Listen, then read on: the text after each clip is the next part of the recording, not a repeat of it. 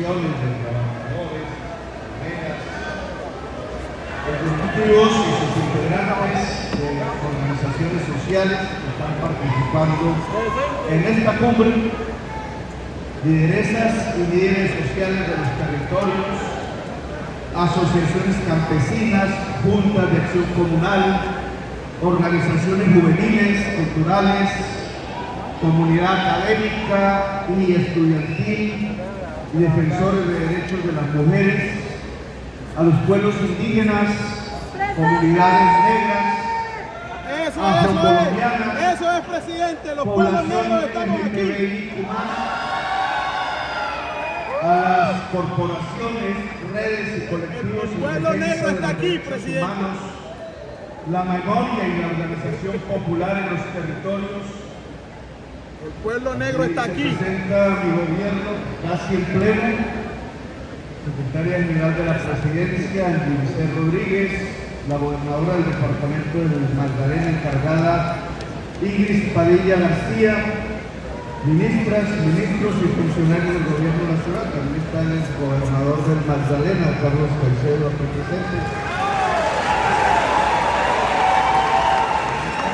Congresistas de la República de Colombia, medios de comunicación, a mi hija Antonella, que me acompaña aquí, se salvó de que lo metieron en la lista opaca, ojalá no lo metan. Y en general a todas y todos los que nos acompañan en el día de hoy. Bien, yo creo que estamos viviendo días intensos. Algún escritor norteamericano, estadounidense, escribió un folletico que poco se consigue por ahí, que se llamaba Los 10 días que estremecieron al mundo. Sí. John Rick, en Nueva York. Yo creo que estamos viviendo días que estremecen al mundo, indudablemente. Y hay que no solamente vivir con intensidad, sino intentar comprender. Esta comprensión es necesaria para quienes de alguna manera u otra, en el barrio, en la aldea, en el municipio, en el territorio, en lo local, en lo nacional o incluso en estas esferas que conjugan los diálogos entre estados hasta este momento, como la reunión que aquí se hace presente en Santa Marta, que es el corazón del mundo, con el debido respeto con el mundo, aquí es el corazón del mundo, dicen los pueblos indígenas arhuacos, cogis, que por acá deben tener presencia en sus organizaciones. Comprender qué pasa, hacia dónde vamos, qué hacer, decían antes. La intensidad de estos días no puede encerrar a los pueblos. La gente tiene que repensar su acción, su propia actividad individual, incluso, porque de aquí no vamos a salir igual que como llegamos. Y no me refiero solo a la llegada a esta ciudad, sino a estos días intensos. El mundo será diferente, para bien o para mal, depende de nuestro propio esfuerzo, depende de los pueblos, de la humanidad. No más veamos lo que acaba de acontecer, casi que en este tipo de juegos, donde uno se siga casi que al precipicio. Venimos de la Asamblea de Naciones Unidas, Nueva York. Venimos de un lugar donde dos personas se sintieron completamente solas en realidad. El señor Trump y el señor Netanyahu. Trump, un poco más inteligente que Netanyahu, se dio cuenta de lo que eso significaba. Su propia OTAN, construida desde los tiempos que finalizaron la Segunda Guerra Mundial y abrieron lo que llamaron la Guerra Fría, coalición militar. La OTAN pensada exclusivamente en la defensa de los pueblos del Atlántico Norte, o más bien de su poder, del poder del capital, como alguien dijo aquí, que se asentaba en esa geografía, pueblos en mares fríos, decidieron en su mayoría apoyar a Palestina en la Asamblea de las Naciones Unidas. Ese fue un momento histórico poco analizado. Hicimos la cuenta porque a nosotros el presidente Santos nos metió en una cosa rara que nadie entiende, que socio estratégico por allá de la OTAN, pero no nos dejan ir a las reuniones, ni votamos, ni nada, solo compramos las armas de la OTAN. No nos ayudan, las compramos. Era mentira que nos estaban ayudando. No hay arma gratuita que haya llegado a este país. Si no estamos con ellos, se llevan las armas, o si no, nos toca comprarlas. Así de simple. Pero haciendo las cuentas de los estados de la OTAN, quienes estaban con la política de Netanyahu o en silencio, y quienes habían decidido apoyar, así fuese formalmente, así fuese un poco hipócritamente, al Estado de Palestina, que hay que llamarlo así, pues resultó que perdieron su mayoría con Francia, perdieron su mayoría con varios países europeos que ante el empuje de sus pueblos decidieron cambiar de posición. Y eso llegó a la Asamblea de Naciones Unidas y dejó en el mayor aislamiento al señor Trump y al señor Netanyahu. Y sonaron las palabras, porque en una asamblea de esas lo que suenan son palabras, palabras, palabras. Pero las palabras de alguna manera u otra empezaron a coger el poder, a tener poder, como dicen los pueblos. La palabra tiene poder. Y solo unos instantes después, las multitudes, las muchachas y muchachos que salieron de los barcos a navegar el mar para llegar a Gaza, para llevar algo de comida, y fueron prácticamente puestas en la cárcel, torturadas.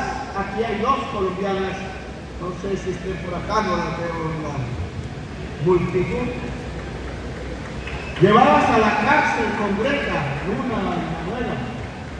Deben estar por acá. Yo les dije que les iba a dar la cruz de Boyacá y a varios dirigentes palestinos. Espero que mi canciller tome nota y no aparezca la excusa en ciertos lugares del gobierno que dicen que como no hay el metal no se puede hacer la medalla, y entonces qué pena con la condecoración. Cuidado.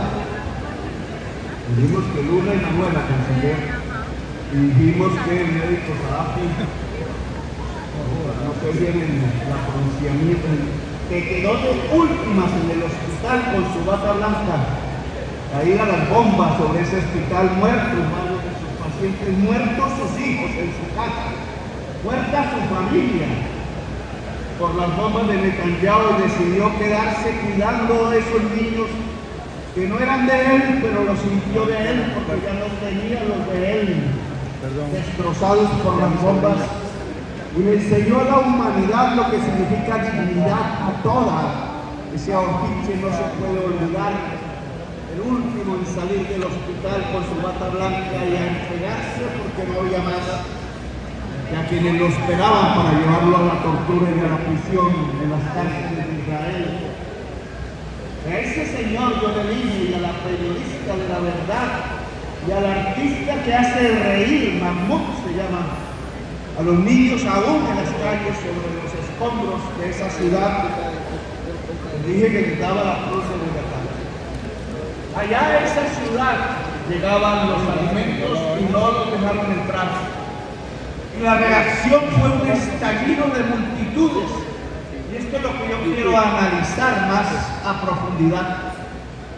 No fue una declaración simple de gobiernos en un comunicado frío que nadie lee, que nadie cuenta, que no sirve para nada, sino que al lado de las palabras que se lanzaron por diversos gobernantes, hombres y mujeres, casi por decenas, yo diría un centenar o más, en la Asamblea de Naciones Unidas, y después del crimen contra la flota de la libertad en el mar Mediterráneo, allí donde nació por primera vez la palabra democracia, que allí donde está la fosa común más grande del planeta, en el fondo del mar, con cadáveres de migrantes, de árabes y de gente de color, de su piel negra, que trata de escapar de las sequías de su África, de su Medio Oriente, de sus guerras de invasión que hacen por el petróleo.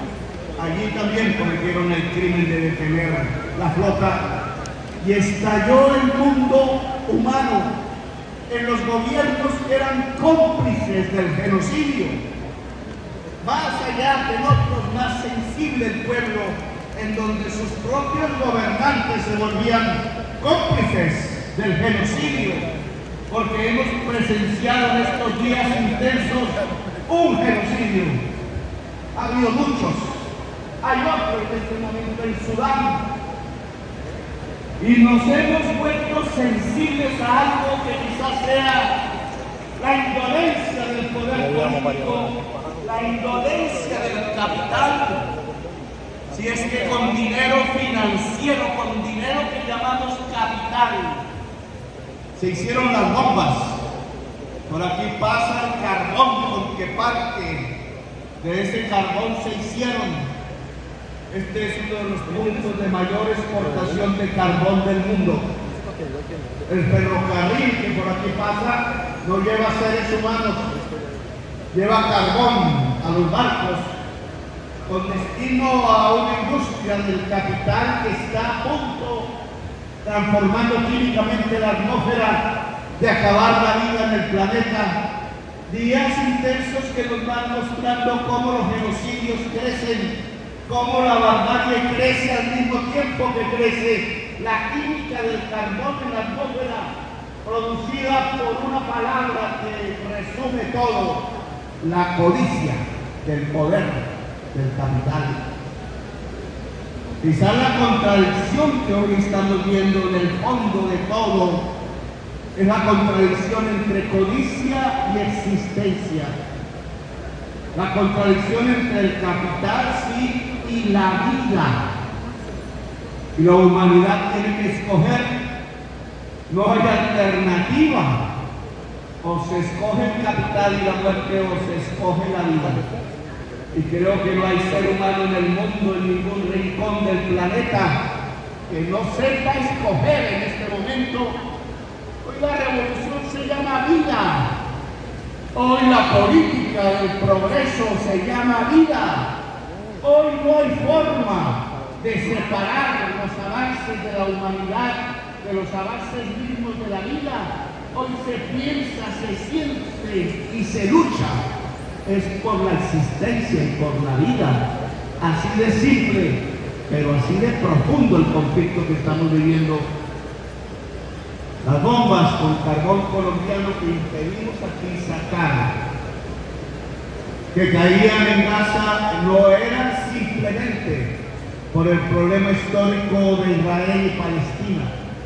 Era un experimento para mostrarnos a todos nosotros qué era lo que iba a suceder después, qué es lo que viene. No es solo Gaza. Eso que estamos viendo en Gaza va a pasar en el sur, en los continentes de la gente que trabaja y de la gente pobre, en los que no tenemos el poder mundial, y nos están mostrando su ferocidad, su barbarie, su manera en adelante de actuar. Ha muerto la democracia en el mundo. Lo que reina es la barbarie. Es la crisis, sí, de un sistema productivo que llamamos capitalismo, que no ha aprendido a tener en su energía vital, o más bien en su energía mortal, una forma de sustituirla, porque prefieren aumentar la ganancia, como era su ley desde que nació, de mantener la vida del planeta. Y por eso se niegan a abandonar petróleo y carbón y gas. Por eso se niegan a reducir la tasa de ganancia. Por eso se niegan a reducir los volúmenes de codicia en su corazón. Y por eso prefieren lanzar centenares de misiles, miles, sobre los niños y las niñas de un pueblo pobre. para mostrarle a los demás pueblos pobres que también eso pasará con sus niños y sus niñas. Es una experiencia para el mundo. Es una demostración de poder bárbaro. Aquí mismo, en esta ciudad, ya lo vivimos. De aquí salió un pescador pobre. Alejandro Carranza se llamaba. Padre de una niña y un niño.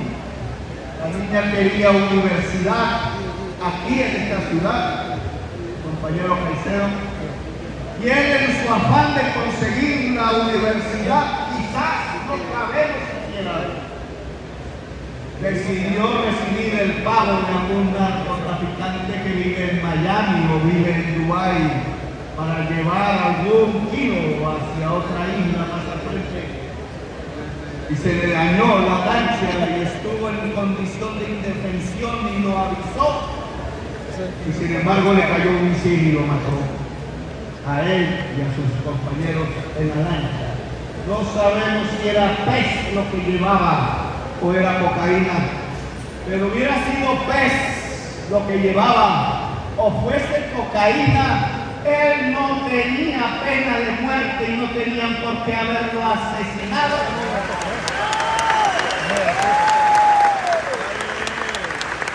Y no sabemos si lo asesinaron en Puerto Mar, Caribe, frente a Santo Marco, frente a la Guajira, o más allá.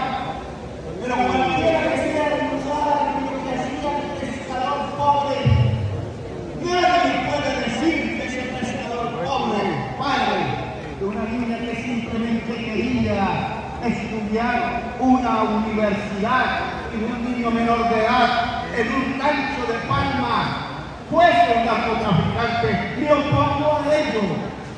Mentiroso con sus amigos, mentiroso con el orgullo.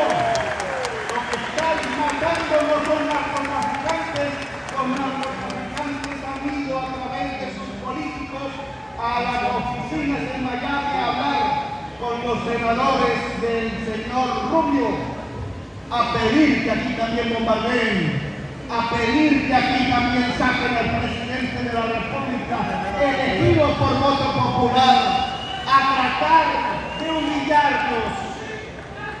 En Colombia no se deja humillar, porque esta es también la patria del libertador Bolívar.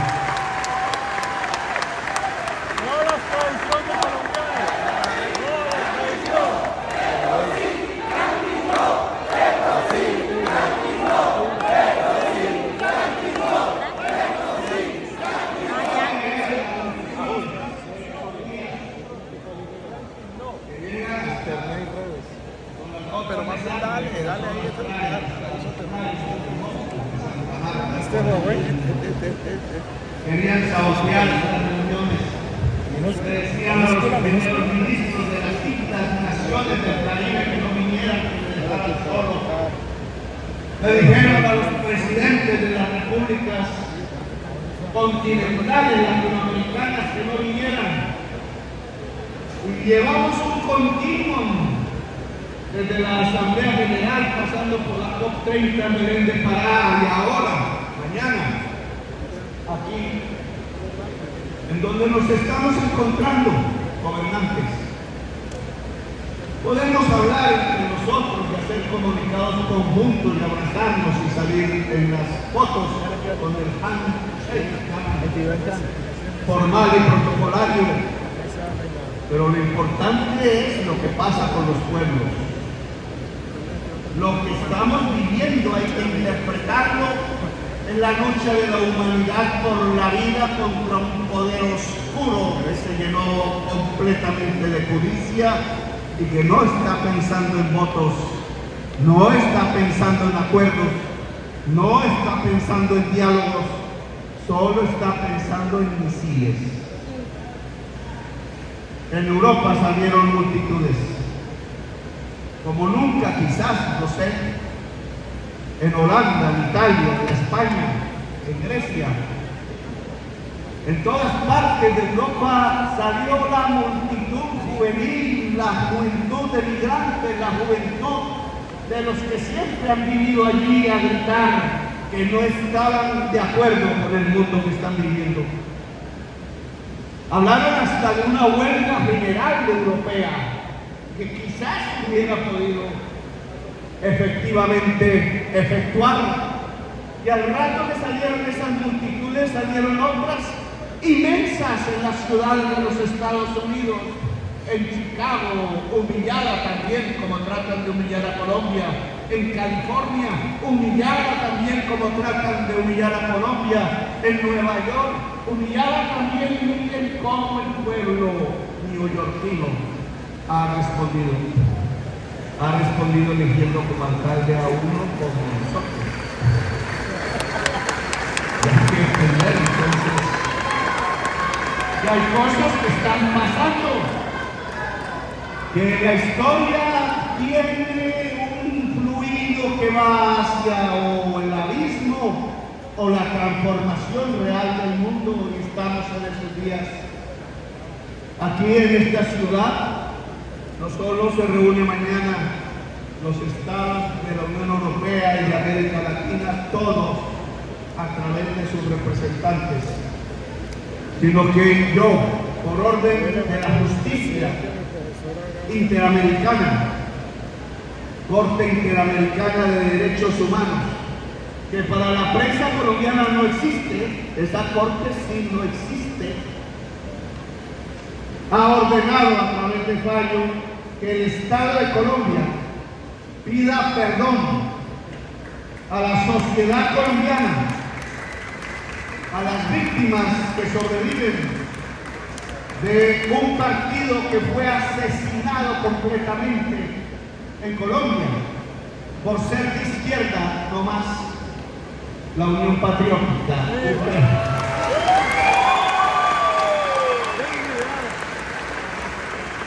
Así pasó lo que en tantos otros lugares. Lo que pasó con el Partido Socialdemócrata y Comunista y de centro liberal en Alemania, con los nazis enviados a los campos de concentración.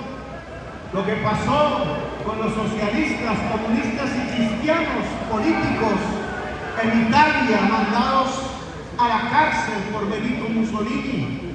Lo que pasó con los republicanos españoles mandados al exilio o al fusilamiento en el gobierno de Franco, o en Indonesia, o en el Cono Sur, cuando un señor como Videla o un señor como Pinochet se hacían al poder, y ahí sí no hablaban de la crisis de la democracia, ocultaron la palabra democracia con tal que las fuerzas sociales y de oposición en América Latina fueran destruidas. Aquí pasó lo mismo, y no había general en el poder. Decían que éramos una democracia, pero vivíamos 25 años continuos bajo estado de sitio. Mi juventud pasó bajo esos años, asustados porque si poníamos una consigna en una pared y nos cogían, pues no salíamos vivos al otro día. Tortura generalizada de 10.000 personas en la ciudad de Bogotá buscándonos a nosotros el M-19. Y aún se preguntan ahí por qué la violencia de 1985, porque no han querido hacer reformas sociales para un pueblo como Colombia, que es la segunda nación más desigual socialmente del planeta. Porque cuando pacíficamente los pueblos se expresan, 1922, aquí al lado, Aracataca, Ciénaga, vamos a media hora en carro, mataron 3.000 trabajadores de las bananeras por orden de la United Fruit Company al general Cortés, y ametrallaron los trabajadores. Y ahí porque en las páginas de 100 años de soledad de Gabriel García Márquez, que nació aquí cerca en Aracataca, zona bananera, aparece un capítulo en donde un tren eterno que nunca para, que nunca se detiene, que no finalizan sus vagones, iban llenos de cadáveres de trabajadores asesinados. En su literatura mostraba lo que fue la matanza de las bananeras.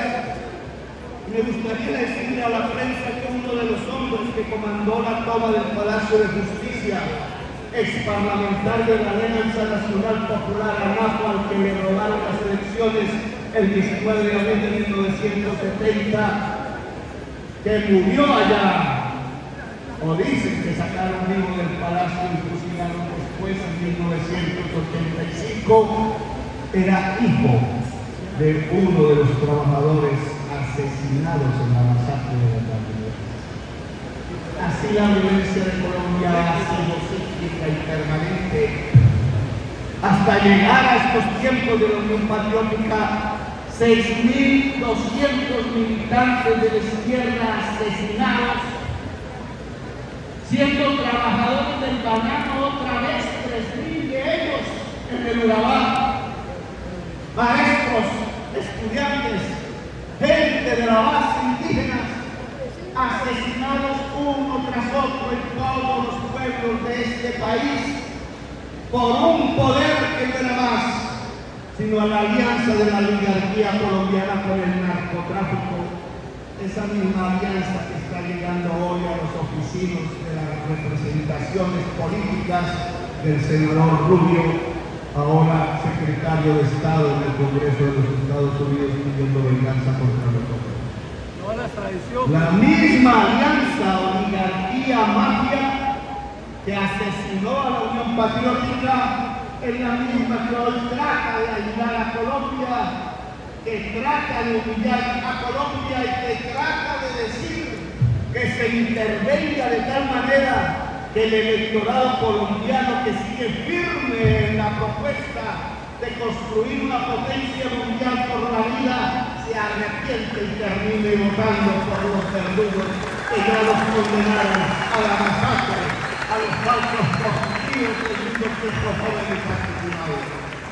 Pues mañana aquí, el presidente de la República de Colombia, cumpliendo el fallo judicial de la Corte Interamericana de Derechos Humanos, a nombre del Estado de Colombia, le pide perdón a todas las familias de los 6.200 militantes del Partido de Izquierda Unión Patriótica.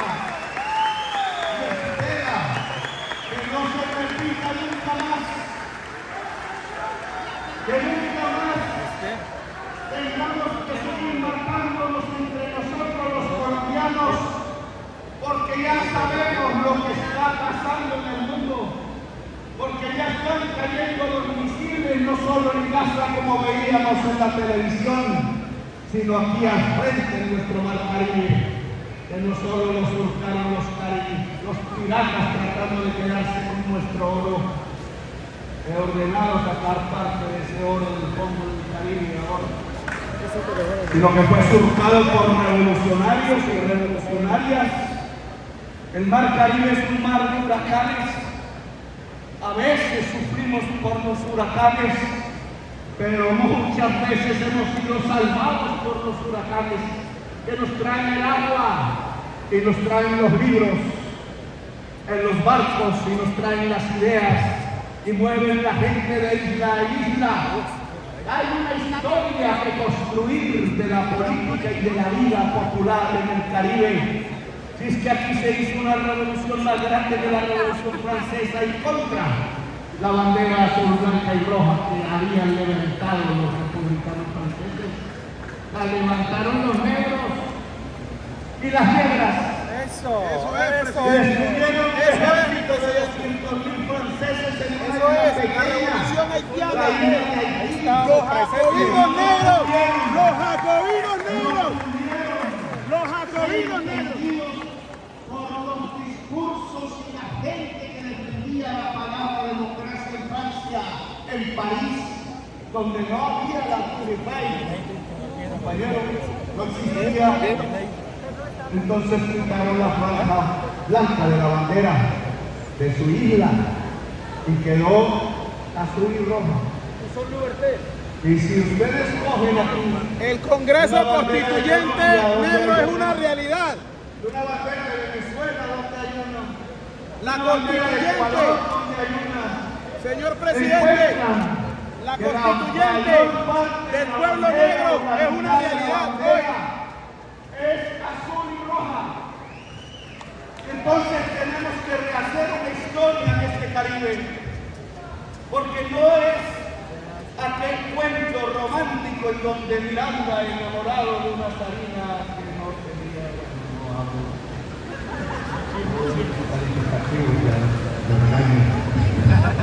la zarina no era capaz de enamorar a Miranda, por eso se fue de allá. Pero aquí nos trajeron el cuento de que los rubios eran la primera franja y los labios rojos eran la última y el azul de los ojos el centro, el derecho, la recta.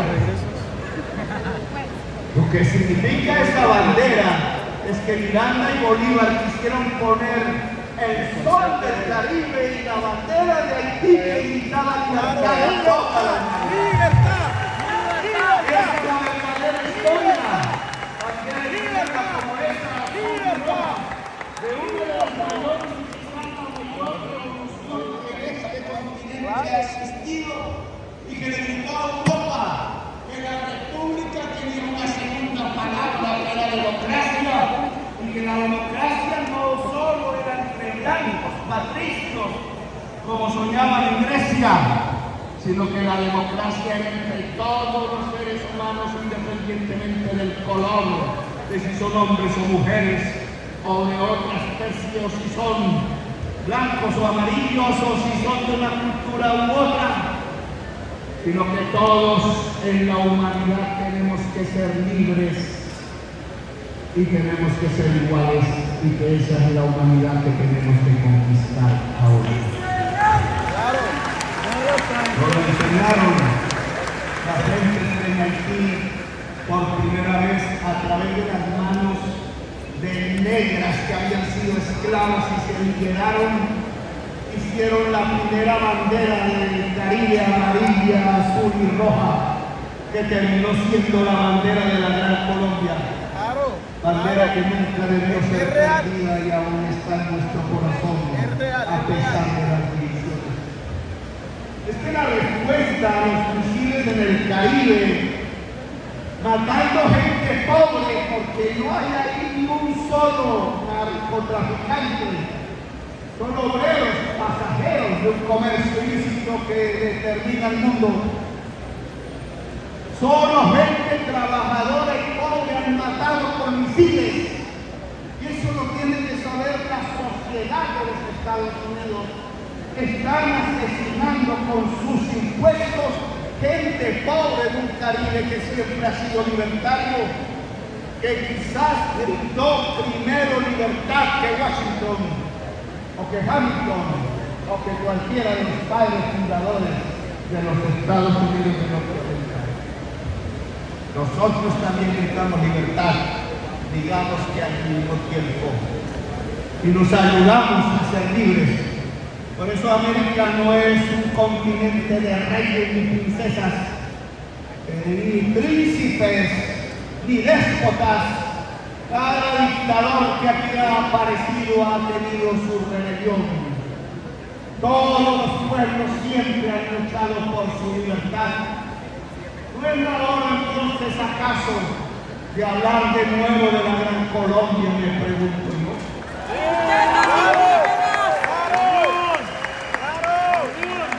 La respuesta que merecería un acto tan déspota, tan arbitrario, tan grosero, con presidentes, con pueblos de Latinoamérica, y sobre todo actos de asesinato real contra gente humilde y trabajadora de este Caribe, no debería ser nuestra propia unión.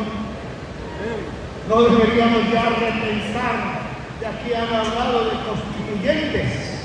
La constituyente negra es una realidad.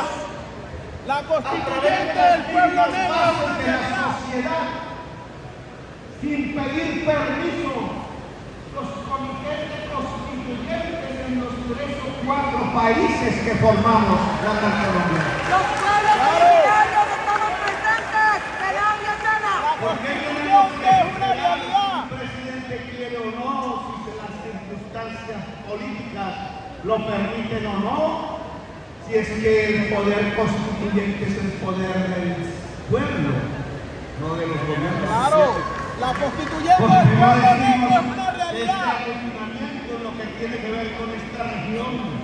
Y él puede intentar reformar las constituciones de uno y otro país con un mandato que diga que se cree la Confederación de la Gran Colombia para unir el sueño nacional.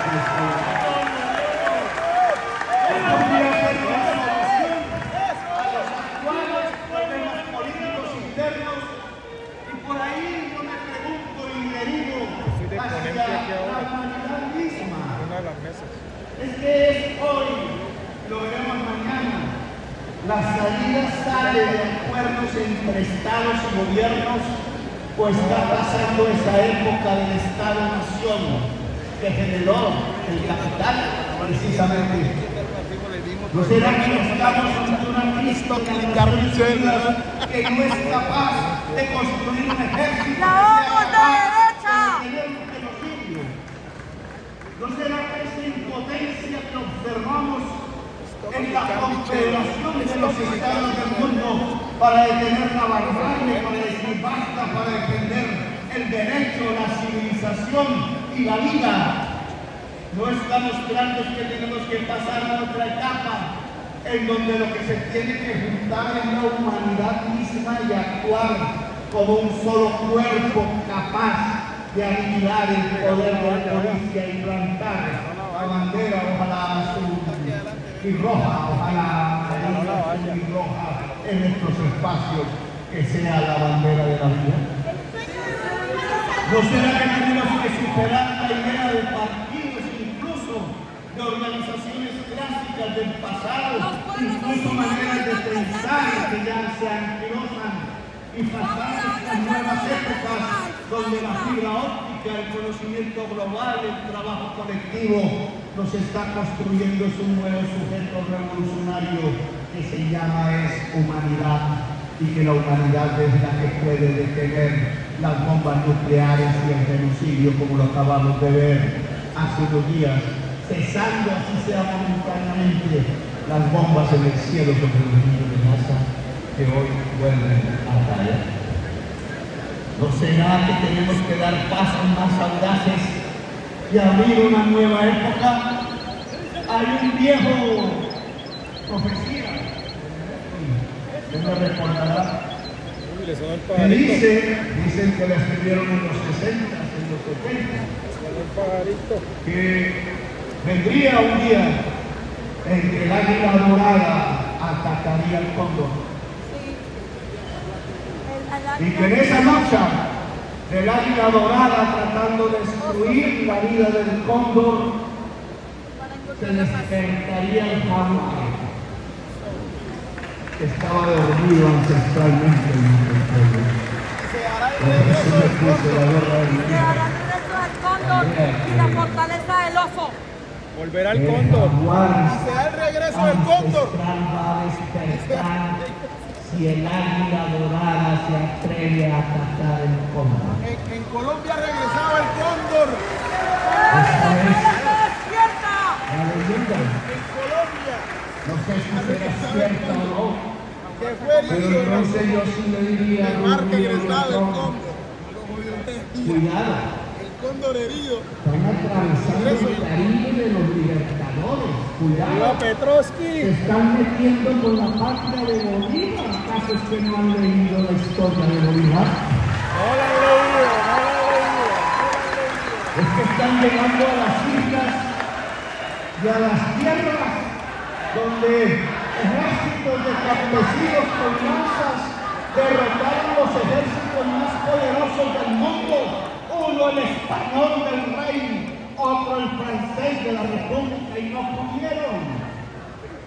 Cuidado, es que en el mar Caribe hay unos pueblos que siempre han estado acostumbrados a los huracanes y pueden desatarse como un huracán Y eso es lo que dice la leyenda. Pueblo garífuna. Si el águila dorada ataca el cóndor, despiertan el jaguar que los pueblos americanos. Sí. No despiertan el jaguar. Aún podemos hablar. América del Sur puede salvar a los Estados Unidos, cumpliendo su matriz energética de fósiles, de carbón, de petróleo y gas. Hablemos, pero de tú a tú, sin analizarnos entre iguales, porque si se atreve el águila dorada a atacar, lo que van a encontrar aquí es el jaguar despertando poderoso, y la historia cambiará definitivamente, no solamente en las Américas de la libertad. África te sino en el saluda. mundo del planeta, la humanidad. El pueblo negro. Gracias, muy amables por haberme